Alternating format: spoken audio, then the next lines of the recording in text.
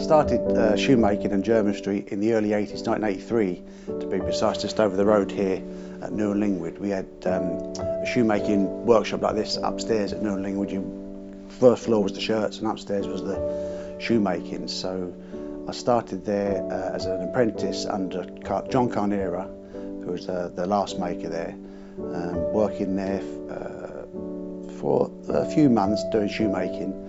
And the thing what I really like, I love doing the craft of shoemaking and making the shoe and learning about the shoes, but all the shoemakers that were working, none of them were in the shop. They was all in basements downstairs or little workshops around the West End. So I used to travel to and from the workshops, collecting work and bringing back work from these workshops. And it was all downstairs in basements, all a bit dark and away from the shop floor.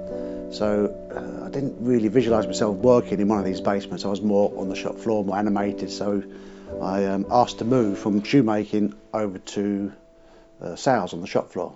So John was like, okay, we can do that. We need someone on the shop floor. We'll get another apprentice in. In those days, in the 80s, it was quite easy. There was lots of people trying to come to work, so it wasn't really a problem. And that's when I moved on to the shop floor. I was there all the way through the 80s, 83 I started, all the way through till early 90s. So yeah, in the 80s when I worked at Newham Lingwood, I loved it. It wasn't really like going to work. All my friends they seemed to have boring jobs, and I absolutely loved it. It was just fun every day going to work. And it was 1985 when the dollar was the same as the pound.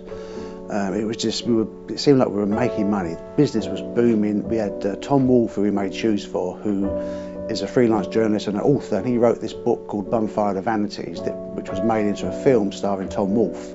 So this film was produced, and it actually had, most films in those days had fictional characters and fictional places, but this book and film mentioned Newham Lingwood, where the main character came to buy shoes in London. So of course this book and the film were massive in America and the whole of the world, and from then, with the pound being the same as the dollar, the Americans were just flying over like crazy, coming to see this real store that they've read about and they've seen in the movie and buying shoes because it was cheap for them because the dollar was the same. So we thought it'd never end. It was just absolutely fantastic, just making money, serving customers, seeing so many different people. It was brilliant. Best time in my life, I think, those 6 years there. So these are one of my oldest shoes. It's a bespoke pair made when we was at Newham Lingwood. The date's inside, March 1986 these were made. And at the time we had an apprentice last maker, an apprentice shoemaker working, and this was like the test pair for the last making and the shoemaker. Both passed with flying colours and both are still working now.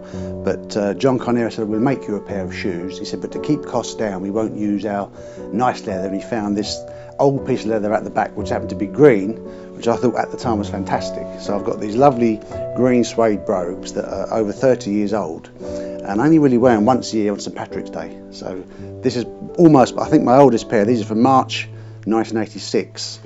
My other oldest pair are these black strap and buckle jobber boots. These, again, I've written the date inside. These are, I think it's July 86 I got these, so a little bit younger than those. And these were ready to wear, which I bought when I was at Newham Lingwood, and they've lasted 30 odd years, been repaired many times. The buckles have been replaced, the straps have been replaced.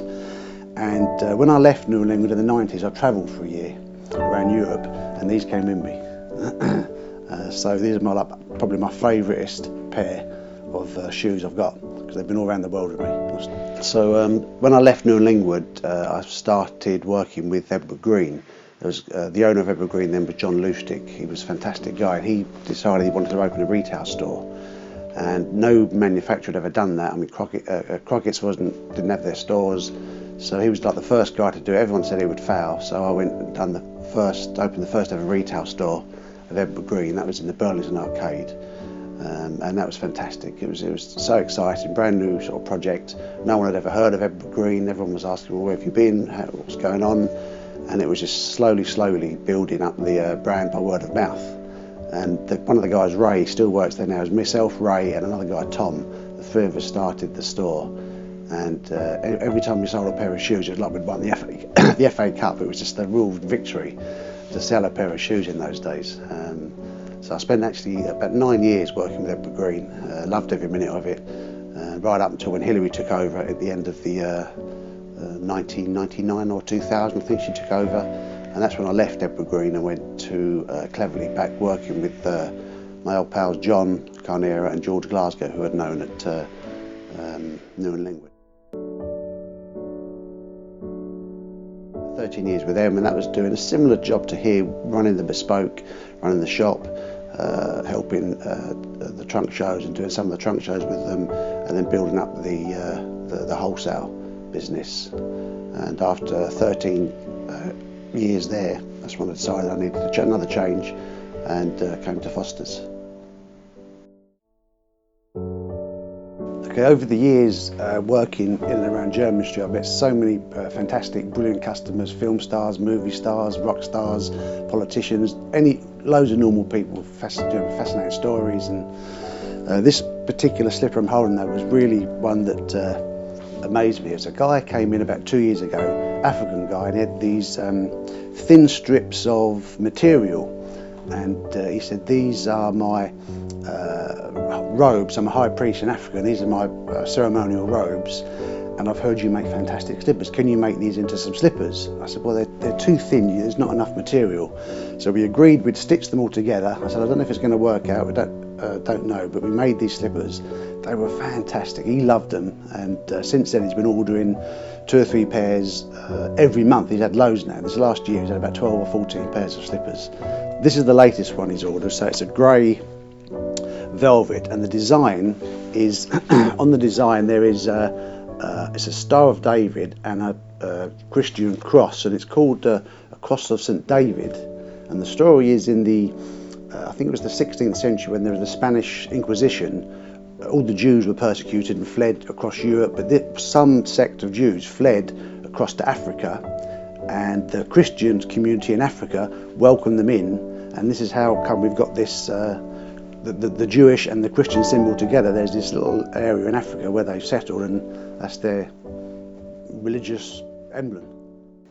The store's quite upstairs in the shooting front. The store's quite long. I think there was about 8 seats for customers to sit down with stools in between, and 4 or 5 of us were all serving in the store. And behind in the workshop, John Carnera was expecting somebody to turn up for an interview to work in the store. So we was expecting to, so we were all serving, and then at the corner of my eye I could see someone standing in the corner, and I turned around and it was David Bowie waiting to be served. So I said, "Oh, excuse me, I'll be with you in a moment."